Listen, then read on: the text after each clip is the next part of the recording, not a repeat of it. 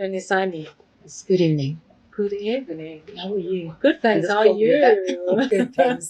Yes. I'm looking at you, looking so fine. Thank you so much. Yeah, Limpopo girl. Yes. Yes, yeah, alrighty. So I'm curious to find out who is Shonisani. Okay. My name is Shonisani Princess Mulaudzi. Born in Soweto, grew up in Limpopo. Hence, I call Limpopo home because I lived there from when I was a kid till date. I run my own business. It's called African Key Properties, which was founded in 2010 when I started. I'm also a brand ambassador of my own. It's a wine brand called La Princesa. I'm a mother of two beautiful boys. One is in varsity, and the one is at St. John's College. And I'm a sibling of four. Unfortunately, we lost my sister last year. So I've actually gotten the chance to adopt her kids. So I'm a mother of four, if I may say. Currently, I'm here in Joburg. It's good to be here because I want to see and explore where I'll grow whilst I'm here in Joburg. Yeah, so, and I'm married to a wonderful man. My husband's a doctor. That's Shonisani. That's who Shoni is. Wow, wearing many hats, huh? Yes. You're really juggling, woman. Yes. One thing we have in common, born in Soweto, grew up in the rural Yes. Limpopo. That's So you're wearing so many hats. You said you started your business in 2010. Yes. Prior to that, what happened? Yeah. Prior to that, I worked. Okay, so I'm a best graduate. I studied at the University of Witwatersrand. So, it's actually very fun. It's a very funny story because I got married when I was still in varsity. So obviously, when you're married, as a black woman, the woman joins the man. So I had to move. I saw myself moving to Polokwane to go and join my husband in Polokwane because he's based there as a doctor. Initially, that wasn't my plan because I thought I would actually grow in terms of work in Joburg. Being a young graduate from Wits, finding a perfect job in Joburg. But unfortunately, things didn't pan out that way. So I worked for a couple of industries. I worked in the mining industry, and I also found myself working in the property industry. The mining industry, it was a very short-lived experience because I just had a baby, my firstborn, Funi. So it was quite challenging, I must say. Being a mother and having to be a working mother, it's quite a challenge. So I worked for a couple of years. I think I worked there for like 2 years. 2 years, then I had to leave because I had to make a choice between motherhood, raising my son, and juggling between the job and raising a son. So I chose to raise my son instead. So while I was still raising the little boy, I had passion because I'm not a stay-at-home mom, and I never pictured myself to be a housewife and a stay-at-home mom. So whilst I was doing that, deciding, fine, then I got a job in the property industry, right? Once the baby had settled and mommy helping me in the nanny and everything, I got a job in the property industry. That is where I got my drive and the interest in going into the property industry. I just fell in love with property, real estate, and whatnot. Fine, worked there. I worked for the Woman Group. I must say it wasn't the greatest experience whatsoever.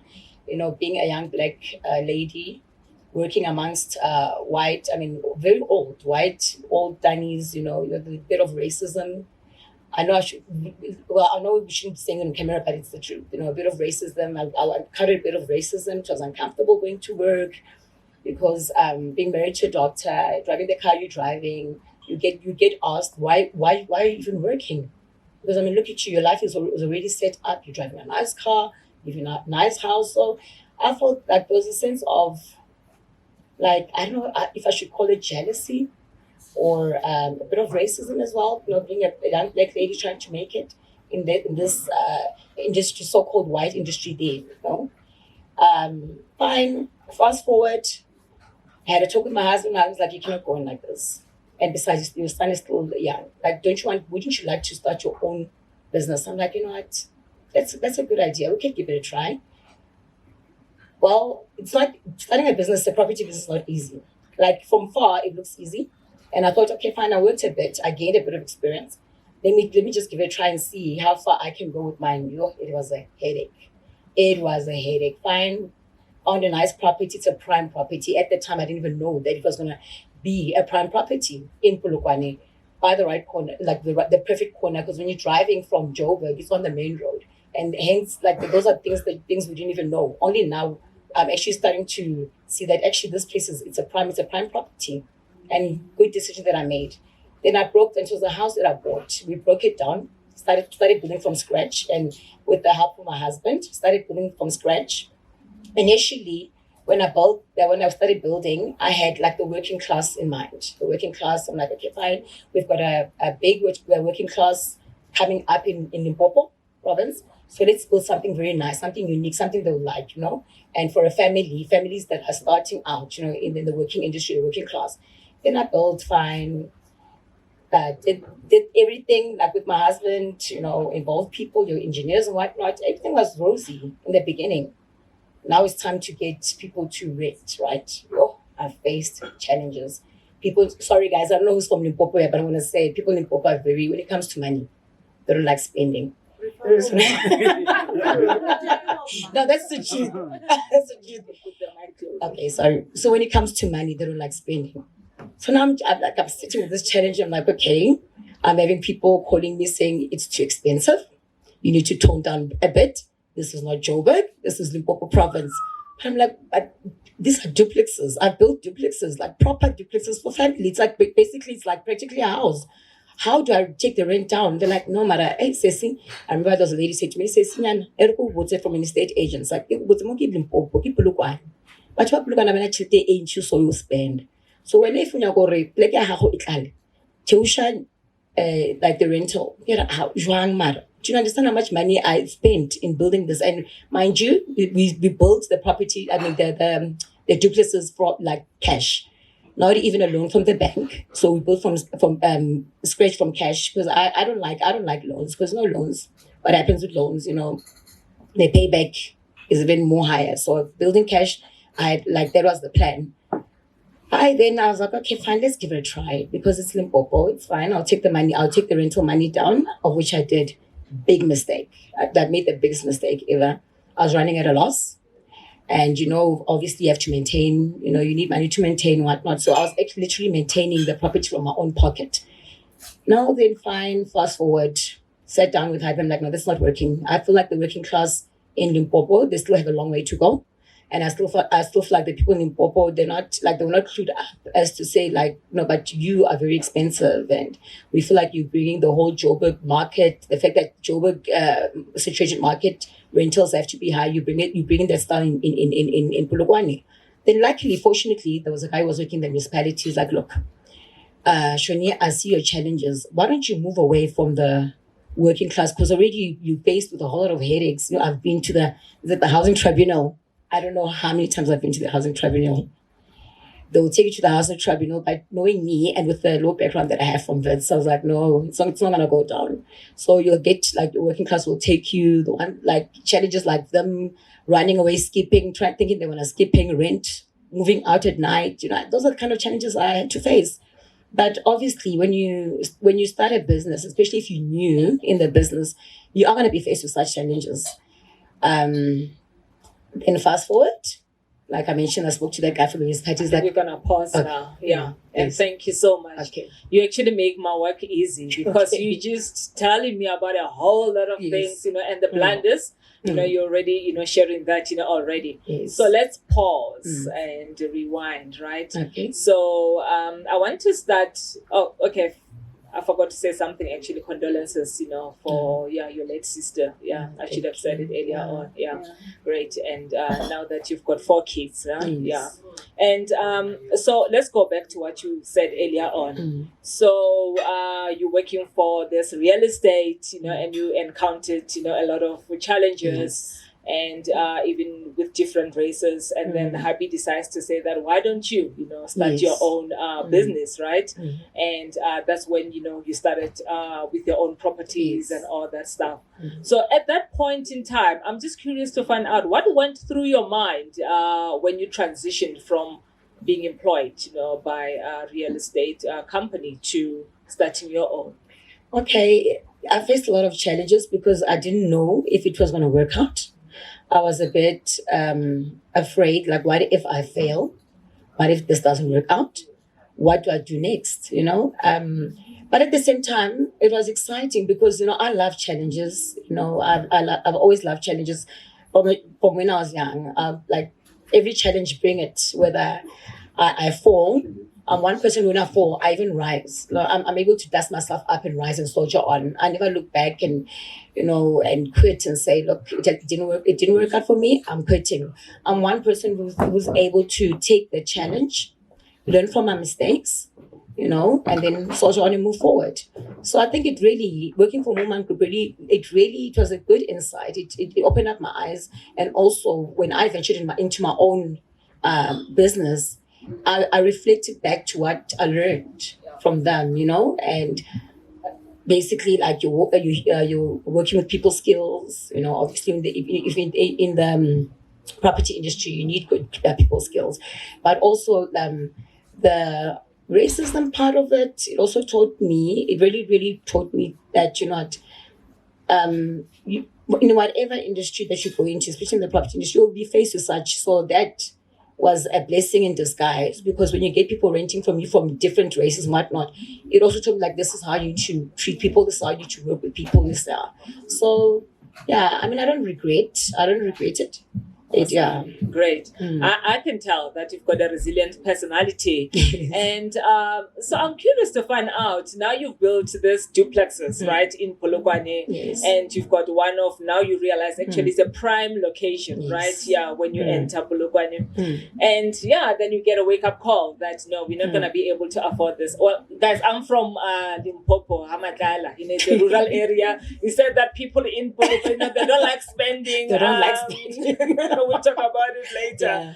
And so what are the lessons learned from that experience? Because you just started building without really doing your research and all that. What are some of the lessons that you've learned? Because I think that's one of the blunders that you like to focus on. Yeah. The lessons that I've learned was that I should have did my feasibility study to see basically in terms of affordability.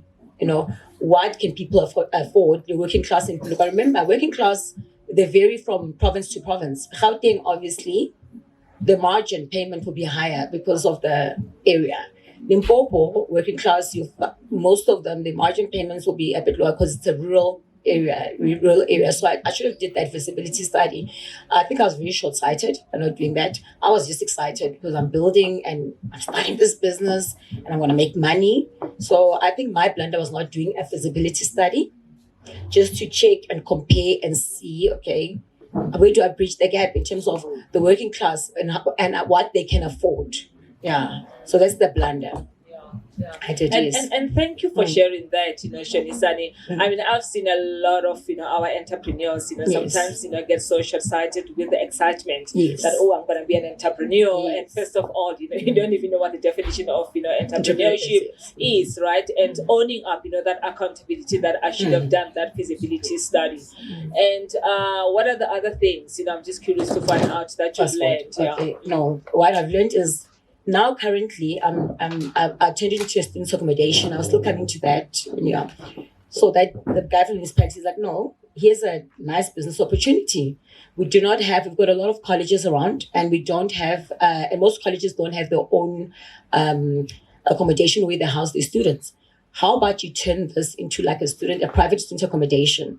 So I'm like, I was a bit, honestly, it was a challenge because, I was a student as well. I know students, and we tend to be careless, we don't care because it's not my mom's house, not my dad's house. At first, when he brought it up to me, I was like, okay, it sounds like a good idea. But now I'm looking at the disadvantages of having students renting. Students break. You're constantly going to be renovating, replacing, whatnot. But I was like, no challenge has surpassed me. I'm not a weakling. Let's give it a try. Currently, I'm still running it as a student's accommodation. I must say it's lucrative. Running a student's accommodation is actually lucrative because remember, students are forever. So when these students graduate, you get more students coming. But the blunder was, now I'm going to talk about the blunders, was bringing the middleman. And he was the middleman. He's like, look, I will run it. You tell me how much you want, then I'll put my markup.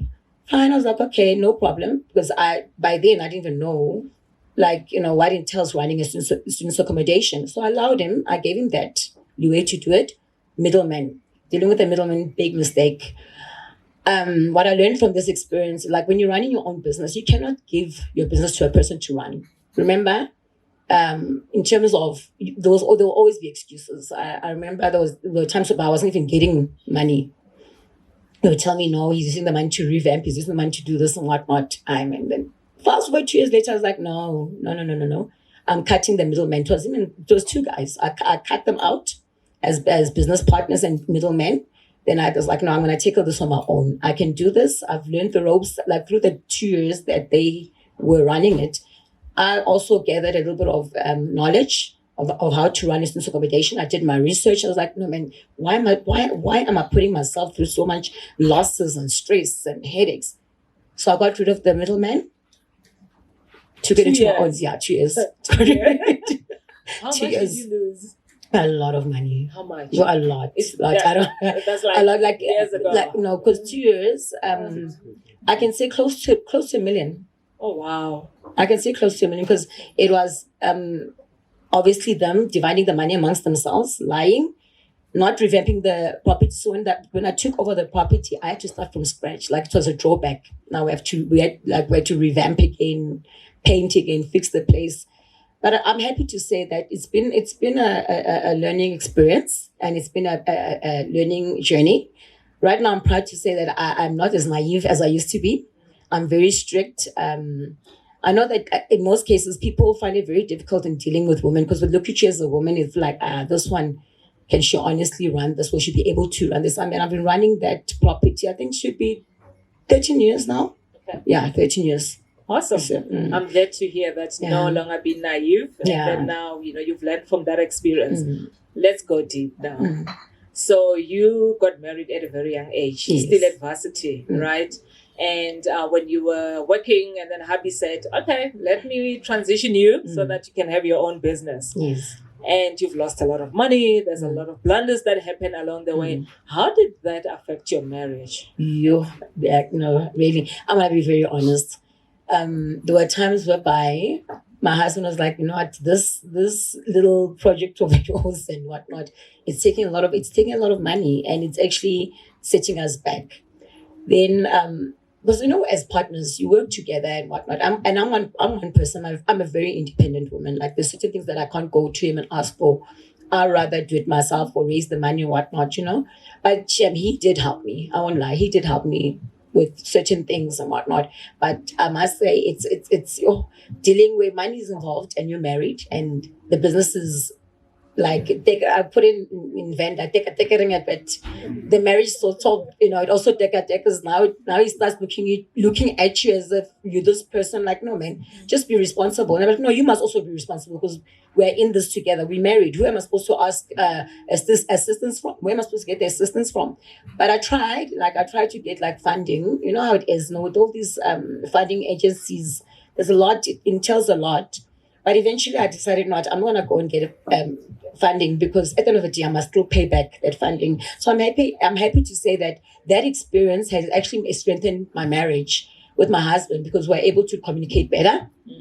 And also, like, when we face with challenges and whatnot, he's able to come to me because I'm the one who's business minded in the family. My husband is a doctor, so I think him running his surgery, it ends there. But when it comes to your business, running your business, like the property business, and now even the wine, he has his wine. We even have a wine brand. We have a wine together.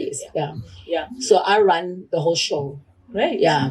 Awesome. Business-wise. And thank you so much for being vulnerable because sometimes asking questions like this and especially going deep, asking that how did this affect your marriage? Sometimes people feel like, no, that's a no-go zone. Thank you for sharing that. Yes. I'm curious to find out, did you guys establish some boundaries, within your marriage?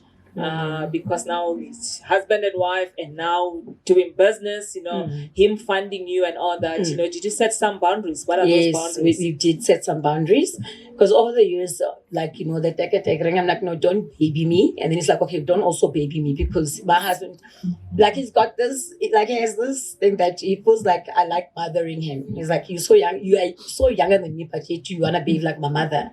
So the boundaries like, okay, you stick to your surgery, let me handle the businesses. Then he was like, okay, it's fine. But then when you start facing challenges financially, be also like be strong, be a strong woman in that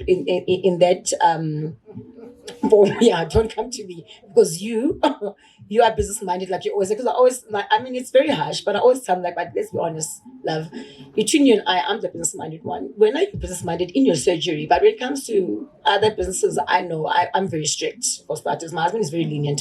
My husband is he's very sweet, he's very lenient, so he can let things go. I can't let things go. I need to find out why, when, why so much money was spent and whatnot. So I ask a lot of questions. So yeah, the boundary is like, okay, you do you, stick to the businesses, don't intervene or interfere. Okay, with me as well, likewise with his surgery. I let him be. He's a doctor. That's what he's good at. So yeah, that's the boundaries we've set, that don't get involved in what I'm doing with the property business and the wine. I'll push yours, but don't get too involved. Sounds like you balance one another, Yes. quite well. Yes. So before we come to the lessons learned and giving other people like the advice not to repeat the same mistakes, Yes. I just want to find out about La Princess. Is it La Princess? La Princesa. La Princesa. Yes. Why? Just a few minutes, left. We've got about 5 minutes. Okay. Tell us about La Princesa. Yeah, that's a beautiful story. Sorry. La Princesa wine. For me to actually venture into the having my own wine brand, when Cape Town one time with Habi, like we were tasting, when you do that wine tasting, you taste flavors, and I'm very good. Like I've got a very sharp tongue. So I'll taste all these flavors. I'm like, no man, what if someone comes up with their own wine? And I was like, there you go again. How much you're going to be spending now that you want to venture into the wine, the wine industry? I'm like, no man, we've got a few black, both ladies and men in like venturing in this. Like it would be something different and something good. I mean, the wine industry was then known for white people. White people were the ones who were dominating. So I'm like, no man, let's give it a try. Let's see.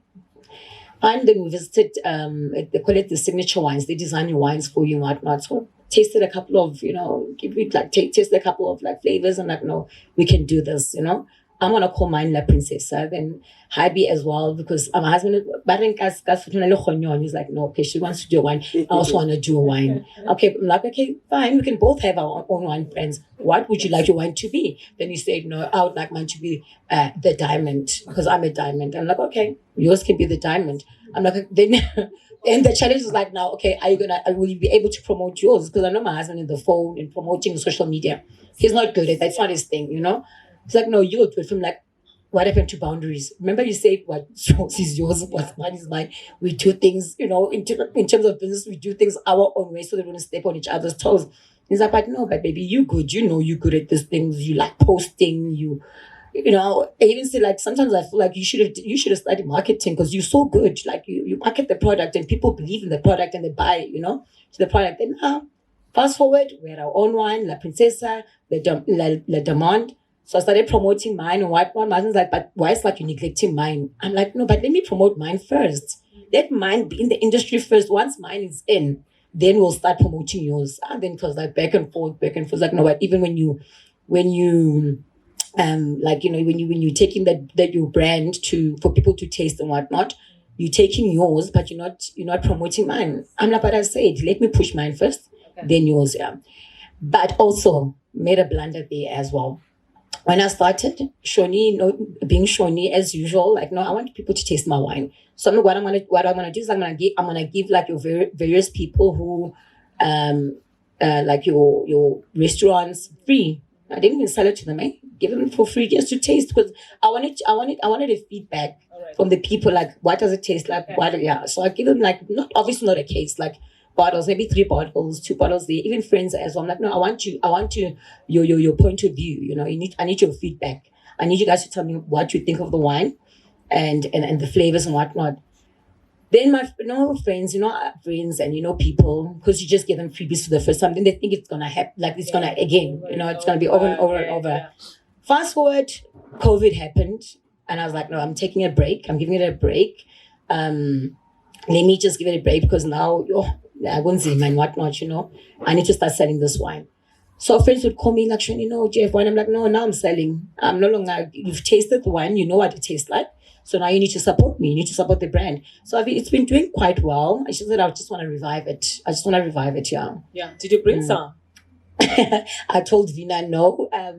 It's by order. I don't know. I used to keep some on stock, but now it's by order. So you order from me. Okay. And then I order it for you. Like you tell me if you want a mellow, a pinotage, then you order from me. It's better that way than to have it on stock. Yeah. Right. Yeah. And your husband's, how is it doing right now? It's doing well. Like, remember, like I said, I push mine first. Once my bottles are done, then I push his. Yeah. Alrighty. Yeah. Shani, with few minutes left. So thank you so much for sharing. Yes. So right now, what you know for sure as an entrepreneur, lessons learned, that you can share with others so that, we don't repeat those lessons again. I mean, the mistakes again. Okay, lesson learned, like when you're running your business, do it yourself. Do not put a middleman in your business, because remember, that middleman will not run the business the same way you would. Remember, that's your baby. You're nurturing it. And obviously, you would take good care of it. You make sure that it reaches its height and whatnot. So if you have the middleman, he doesn't care. It's not his business. He's just there for as long as he can benefit. And then once things go bad, he's out. So run your own business. Take the risks. When you fall down, dust yourself up and soldier on and move on. Because business is not easy. Rome wasn't built in one day. Like they say, Rome wasn't built in one day. It's baby steps. It takes years and years for you to establish it into a very big business or at whatever level you want it to go. So don't give up. Never give up. Yeah, just soldier on. That's the advice I can give. Thank you so much. Yes. And I wish you all the best. With your property business, with wine. I would like to make some order. For next time we'll talk about it. Most definitely. And thank you for this interview and sharing your story. Thank you for having me. I appreciate you. Thank you so much for having me.